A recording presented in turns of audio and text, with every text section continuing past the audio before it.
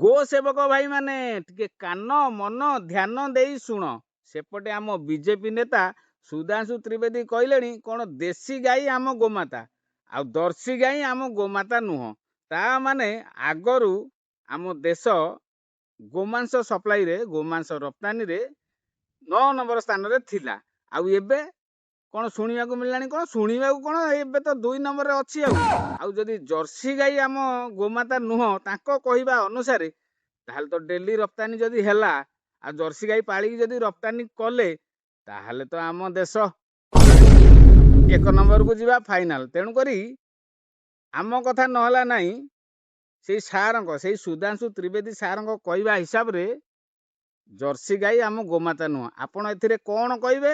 ଟିକେ ଭଲ ଭାବେ ଧ୍ୟାନ ମନ କାନ ଦେଇ ସାରଙ୍କ ସାଙ୍ଗରେ ଟିକେ ପରାମର୍ଶ କରିବେ, ଆଉ କଥା ହେବେ କି ସାର୍ ଆପଣ ଯାହା କହିଲେ ଠିକ ନା ଆମେ ଯାହା କହିଲୁ ଠିକ, ସେଇ କଥାଟି ପଚାରି ଦେଇକି ସାରଙ୍କଠୁ ବୁଝି ନେବେ ସାର୍ କୋଉଟା ଠିକ। ନହେଲେ ଯାଇକି ଆମ ବିଶ୍ୱଗୁରୁରେ ଟିକେ ପଳେଇବା, ଆଉ କ'ଣ କହିବେ। ଆଉ ଆମ ବିଶ୍ୱଗୁରୁଙ୍କୁ ଟିକେ ଅପିଲ କରିବେ, ଅଭିଯୋଗ କରିବେ, ସବୁ କିଛି କରିବେ, ବୁଝିଲେ ନା।